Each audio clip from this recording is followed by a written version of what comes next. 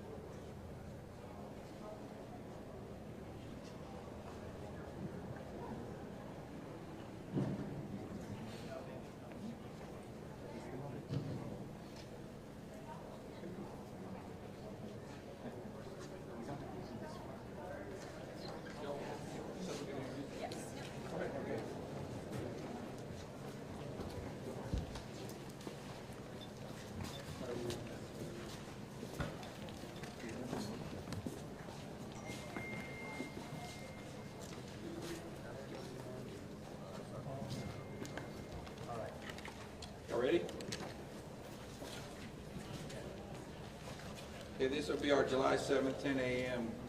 Briefing. Search and rescue operations are ongoing throughout Kerr County. We're using assets from local, state, and national first responders. Hundreds of trained first responders are working every aspect of this emergency.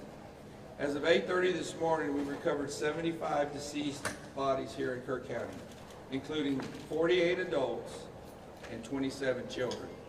Of this 48 adults and 27 children, 15 adults and 9 children are pending identification. At present, there are 10 campers from Camp Mystic unaccounted for and 1 counselor. We continue to offer our condolences to those affected. Reuniting the families remain our top priority here on this operation. Please note that Highway 39 of Old Ingram Loop remains closed to the public. Other than those who live in that area would not be allowed out there. I will now turn it over to Senator Cruz. City Manager Dalton Rice. Good morning, Dalton Rice, the city manager for the city of Kerrville. As everybody knows, we are working in conjunction with the city under a unified command response and again, a lot of devastation. Our hearts go out to the families and the victims. We want to continue to work together as a community. We love the media support on this to be able to communicate that message, communicate family, communicate togetherness, and we really appreciate all the support in helping us be able to do that. Search and rescue as the sheriff said, search and rescue operations will continue today from Hunt in North Kerr County all the way to Canyon Lake in Comal County. Now, we're only focused on the Kerr County side, but we wanted to talk about that because a linear from Hunt all the way to Comal County in a straight line distance is over 100 kilometers. This is a massive field that is happening, and again, this is unprecedented flood events. So we are still currently in the primary search phase, which is the rapid one. They are running it, we have different segments that are gridded out. Each one of those segments are taking anywhere between an hour to 3 hours, up to 2 kilometers for each segment. So what that means is they're running into a lot of technical challenges with terrain, with water, even potentially, with weather, in the rising fields. We've talked about this before. Volunteers stay out of the way because if we start getting weather reports and all the other complications that are out there, we then have to pull off of those search and rescue missions to be able to communicate to those volunteers to get off, to make sure that they don't become victims themselves.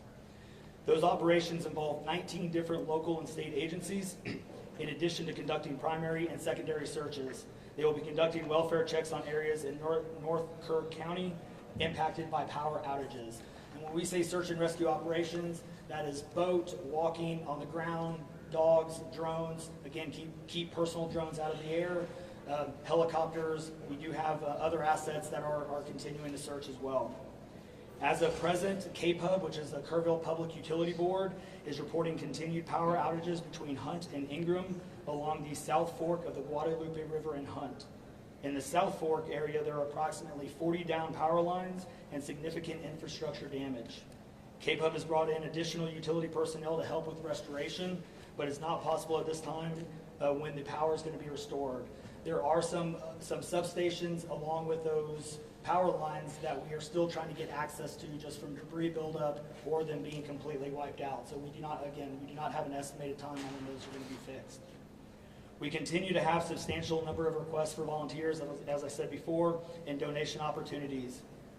We are asking those who want to volunteer to contact the Salvation Army in Kerrville by phone at 830-465-4797 or in person at 855 Hayes Street in Kerrville.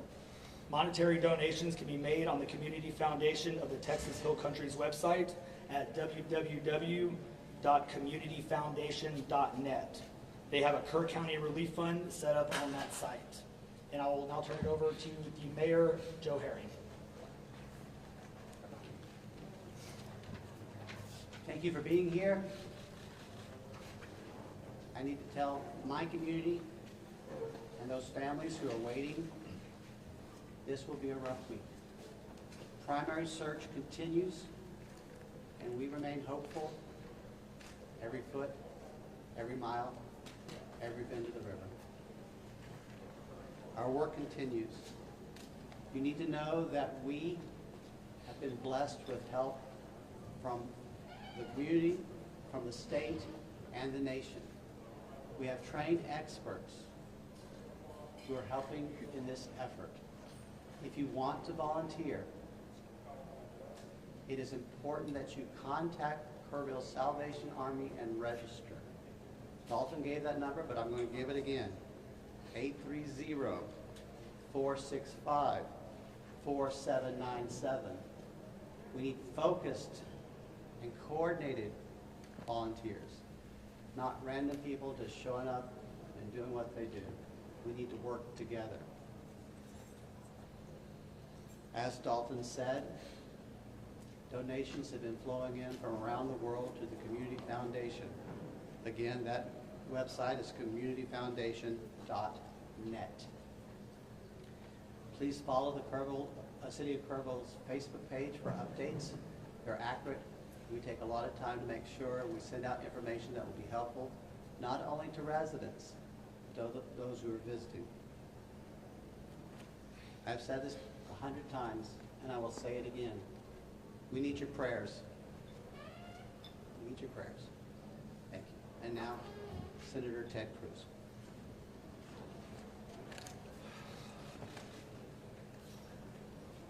Texas is grieving right now. The pain, the shock of what has transpired these last few days has broken the heart of our state.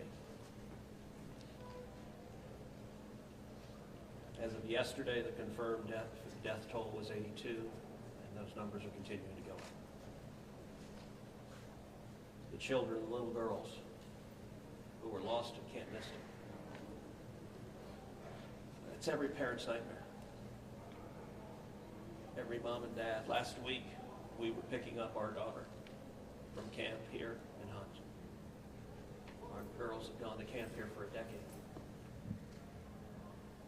The Hill Country is an incredible part of Texas, part of the country. The natural beauty here is incredible. The camps that have raised generations of little girls and little boys and instilled character and love and faith are extraordinary institutions. And I'll tell you, the pain in our state, and it's every part of the state. You've got Texans from all over the state who were here celebrating the 4th of July. A week ago, this was a time of great celebration. You're dropping your little girl off at camp, your little boy off at camp. You're celebrating Independence Day. You know that your child is going to be swimming, and canoes, and horseback riding, and doing archery, and making lifetime friends. And then suddenly it turns to tragedy. For the last several days, I've spoken to multiple parents, scared out of their mind. Do you know anything? Where is my daughter? There's still 10 girls and 1 counselor from Camp Mystic that are unaccounted for. And the pain and agony of not knowing your child's whereabouts, it's the worst thing imagined.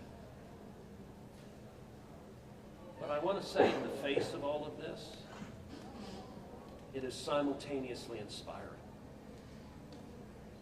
Every time there's a tragedy, every time there's a natural disaster in Texas, Texans come together. Texas is a big state. We've got 31 million people, and we have hurricanes, we have tornadoes, we have wildfires. Tragedies hit this state, natural disasters hit this state, and without fail, 100 out of 100 times when that happens, we see Texans coming together, helping each other, engaging in acts of heroism. There have been over 850 high water rescues since this flooding began. 850. You look at extraordinary stories of Eagle Scouts pulling campers out of harm's way. I was just hearing a story of one counselor whose head was right at the water holding up 2 mattresses with campers on those mattresses. That kind of courage, that kind of selflessness. And then there are the first responders.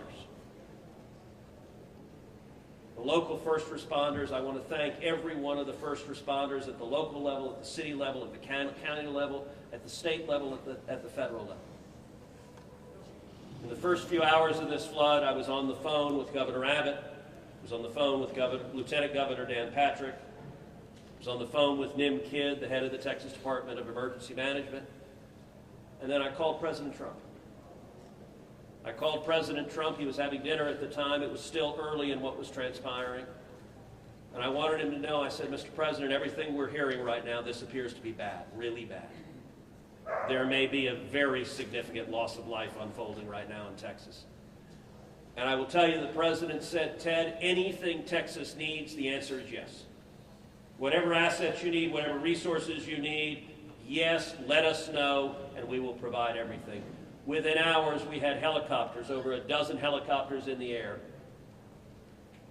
National Guard, DPS, game wardens, Coast Guard, doing search and rescue, reaching down. We've all seen the videos of little girls being pulled up, hoisted out of harm's way. Incredible courage and heroism.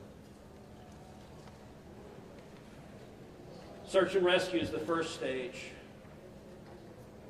But the process of coming together and rebuilding is going to take longer.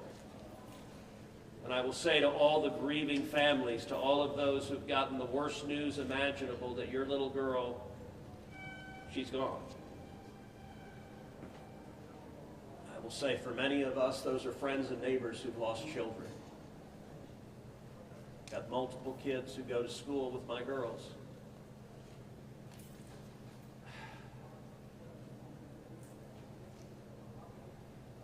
The mayor asked for prayers. And I want to say thank you to the millions of Texans, to the millions of Americans, to the millions of people all over the world right now who are praying for Texas and praying for those parents. Going through this grief, it is going to take love, it is going to take friends and family embracing and hugging and holding them while they weep. And it's going to take the church. With every disaster, one of the things we see here in Texas is the church steps up and the church helps and the church feeds and clothes and comforts. This morning I met with a group of chaplains who've been going through the incredibly difficult process of talking to mom and dad after mom and dad who just lost the most precious person they ever knew. And those chaplains are just trying to love them and show God's love. So I want to say we will come through this. To those in the midst of grief right now, that might seem hard to fathom. But Texas will come through this. And I just want to say thank you. I want to say thank you to these gentlemen here who are working. They are not sleeping. They are working every day. Thank you to the families. Thank you to the Salvation Army. Thank you to everyone who is just reaching out and saying, how can I help? We will come through this, and we'll come through this together. Thank you. And now we'll take questions. Senator, you talked about how you know kids here, how you've taken your own kids to camp. Was it ever communicated to you that there was a need, that it was a priority to have a warning system so people had a chance to escape something like this? Well, listen, I think anytime you're dealing with major rivers, there's a risk of flooding, and there's always been a risk of flooding, particularly on the Guadalupe River. I will say, in the wake of every tragedy, there are things that are predictable. One of the things that's predictable is that you see some people engaging in, I think, partisan games and trying to blame their political opponents for a natural disaster. And you see that with the hurricane, with the tornado, with the wildfire, with this flooding, where people immediately say, well, the hurricane is Donald Trump's fault.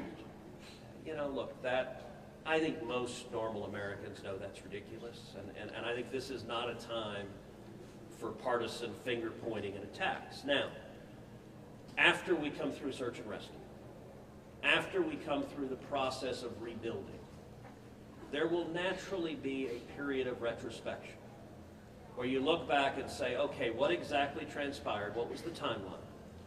And what could have been done differently to prevent this loss of life? And that's a natural process. I think it should not happen in a bitter and partisan sense, but it should happen in a reasonable sense of saying, what lessons can we learn? And I will give an example. You know, Houston's my hometown. If you live on the Gulf Coast, we get hurricanes. That's part of living on the Gulf Coast as hurricanes hit. And I do think Texas as a whole has learned over time how to deal more effectively with hurricanes. And so you look here, we know the National Weather Service put out an emergency warning just after 1 a.m. and a second emergency warning just after 4 a.m. Now, obviously, most people at 1 a.m. and 4 a.m. are asleep. And so I think we will have a reasonable conversation about, A, are there any ways to have earlier detection? And some of that, the limits of a flash flood, they're very difficult because they can arise so quickly. But everyone would agree in hindsight, if we could go back and do it again, we would evacuate particularly those in the most vulnerable areas, the young children in the cabins closest to the water. We would remove them and get them to higher ground if we could go back and do it again. Obviously, everyone would. The people in RVs by the river's edge. We know in disasters like this, RVs and mobile homes are particularly susceptible, whether a flood or a hurricane or a tornado, they're particularly susceptible to that.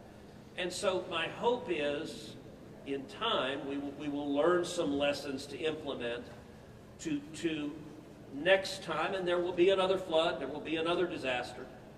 But next time there's a flood, I hope we have in place processes to remove especially the most vulnerable from harm's way. But I think that's going to be a process that will take a careful examination of what happened and how can we implement processes better in the future to prevent this same loss of life.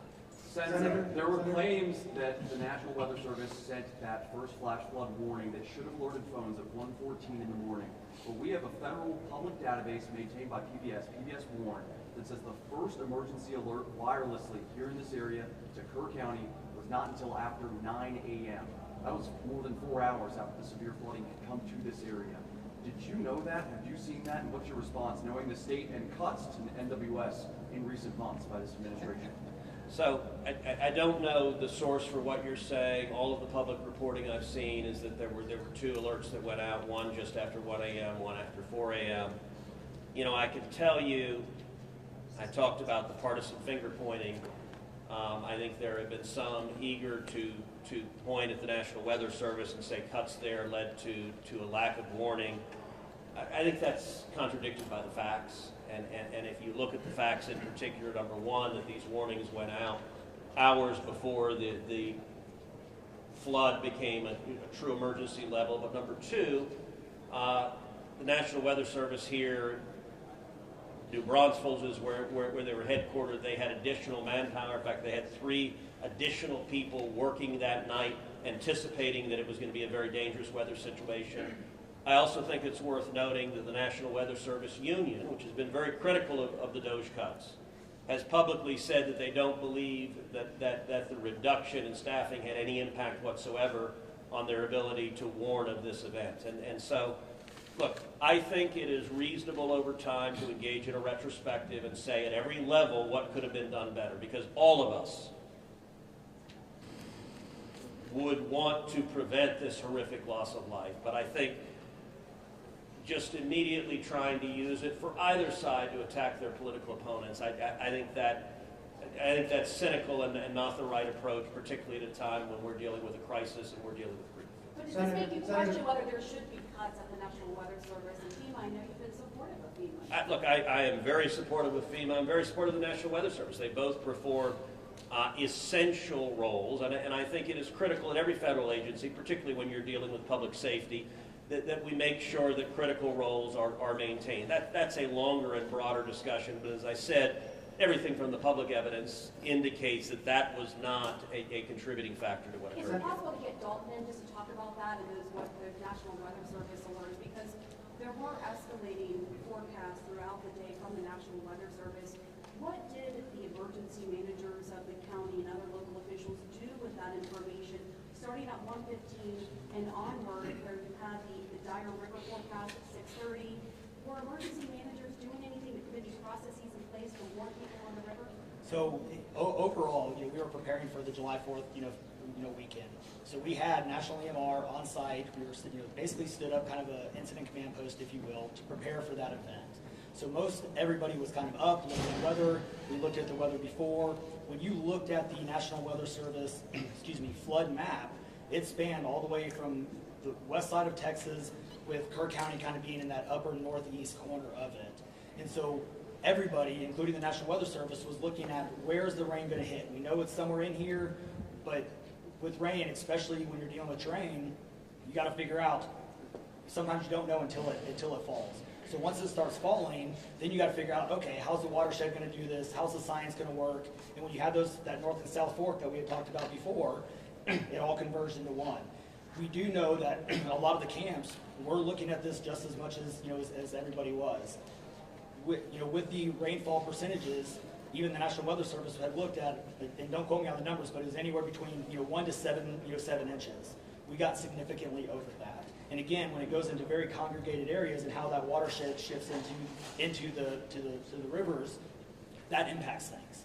And so the camps, obviously, we've heard stories where campers were getting up. They were up at 3:30 in the morning. They were trying to move to higher ground. And the other interesting part of the terrain, and we've talked to UGRA folks as well, this is the headwaters of the Guadalupe. This is the beginning. This is where everything forms when it comes into the North and South Fork.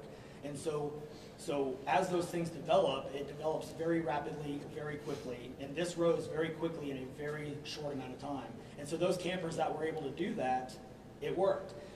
There's been the other question, I'll just give this one out. Evacuations. Well, why don't we evacuate? Well, evacuation is a delicate balance, because if you evacuate too late, you then risk putting buses, or cars or vehicles or campers on roads into low water areas trying to get them out, which then can make it even more challenging, because these flash floods happen very quickly as well. And so we saw that in 1987, but was there any discussion to evacuate earlier when it wasn't too late? Was there any discussion about that among the officials? Sorry, repeat your question. Was there any discussion to evacuate or activate any emergency plans before it was too late, where it would be very dangerous like that? Well, so again, just like disasters in Texas everywhere, it's very tough to make those calls, because what we also don't want to do is cry wolf.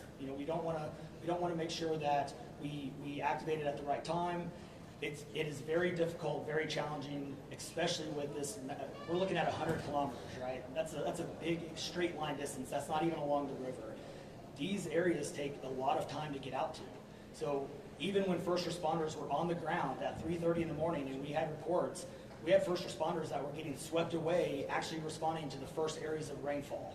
That's how quick it happened. First responders who have experience, who are Swiftwater qualified, were driving as soon as the rain started falling, were driving to these areas, and one of them got swept off the road. So what will take One last question, everybody, one last question. Between 1 and 4 a.m. from local law enforcement to the camp saying, I know you can't get buses in an hour, but was there anyone telling the camp between 1 and 4 a.m., you need to get the girls to higher ground, at the very least, even if they have to walk up there in the rain, as many of them actually ended up doing? Was there any communication from local law enforcement or anyone at that camp between 1 and 4 a.m.? That I don't know off the top of my head. What I do know, though, is there's 55,000 people in Kerr County. Kerr County is a massive, massive area. From here to those camps is 45 minutes on a good day. And so, obviously one of the big challenges that we have, even when you have cell service, a lot of those areas don't even have cell service. Radio communications towers, radio towers within the hill country, it becomes very challenging. So there's a lot of areas, especially when weather comes in, where cellular towers are down or you already have bad service. So there's a lot of factors that play and a lot of variables in there on communication that, again, I think as we work through this process, we know everybody has a lot of questions regarding what are the next steps and what's next. And I think all of these things, these are all great questions. And as we continue search and rescue and as we continue to move to the next step, we definitely want to dive in and look at all of those things, from cell service tower to radio communications, or emergency alerting. Any of those things, I think we all really need to take a look at and review. And we're looking forward to doing that once we can get this search and rescue and stuff. In regards to the total number of, before I say anything else, I just want to say thank you to you, all the first responders, everyone involved. We've been praying. Thank you. We've been praying. The media's been praying. Thank you guys for doing that. I've got two questions. One for you, trying to get an accurate count on number of missing. I know you can't. I know we don't know we don't know what we don't know. Yes. But do we know a rough idea on total estimates that are still missing overall throughout the county? And then one other follow-up, this may be for Senator Cruz. A lot of speculations being made about this being somehow man involved with the weather modification, with some of the rainmaker technology, working with farmland. Do you think any of that, is there going to be any investigations into that, or can you communicate anything on that? Let me answer your first question. I'll definitely turn that second one over. So, on the first question, with missing persons, so obviously we have the knowns, the Camp Mystic kids, which is the numbers coming down as the sheriff has stated, and then we have the unknowns. But we don't know what we don't know. We actually have a 5 hotline line. It fluctuates between 3 and 5, but we're working on it. We get calls 24 hours, 7 days a week. We haven't hit the weeks yet, but we're still taking in calls. We are collecting all that information. So we don't have a solid number that we're willing to talk about right now. We do know that it is a lot, because we also are getting a lot of fake calls. You're looking. This is a worldwide discussion, and we're dealing with scammers. Victims' families are being reached out to, saying that they have their kids, pay me money. It's heartbreaking. It's absolutely heartbreaking. We're dealing with with mental health issues, where people are calling saying they have visions. All of these things we're dealing with on a day-to-day basis, and we're having to vet this information, and it becomes very taxing on our people. Again, this is an extremely heartbreaking, this is, if not the worst, one of the worst, disasters in this region in a very, very long time, even beyond 1987. And so, but would best estimate like dozens or hundreds, or just to give people an idea? A lot. So, At what point do you think? The follow-up, yeah. Yes. the follow-up question. Yeah, And not to get into the weeds on, people are asking lots of questions, and where should we start the investigations after? to the best of my knowledge, there is zero evidence of anything related to anything like weather modification. And look, the internet can be a strange place. People can come up with all sorts of crazy theories. What I know is a reality is that a whole lot of Texans are grieving right now. I will tell you, I was visiting with one parent who was talking about online, being harassed online because their information was public, that they had a little girl who was missing at Mystic. And look, there are a lot of people who are messed up, and my call for everyone, there's a time to have political fights, there's a time to disagree. This is not that time. This is a time just to reach out, support each other, go volunteer at the Salvation Army, give them money, go volunteer at your church, go. You know what I did when this happened? Just go hug your kids. Because I got to tell you, I hugged my girls with tears in my eyes, because every one of us who's a parent, there but for the grace of God go I. And nothing will fill the void in these moms and dads' hearts, but they'll make it through it. And every one of us, we have an obligation to come through and help them make it through. And look, Texas will come through, and let me say, Kerr County, the Hill Country is incredible, it is beautiful. And these summer camps, Camp Mystic is an incredible Texas institution. For a century, it has made a profound difference helping young girls become strong women in Texas and across the country. And so, for me at least, I'm praying for these camps, I'm praying for all the campers, everyone implicated, everyone impacted, and I hope we come together and stand as one. Thank you. There Thank are you, no more everyone. questions. Thank you, everybody.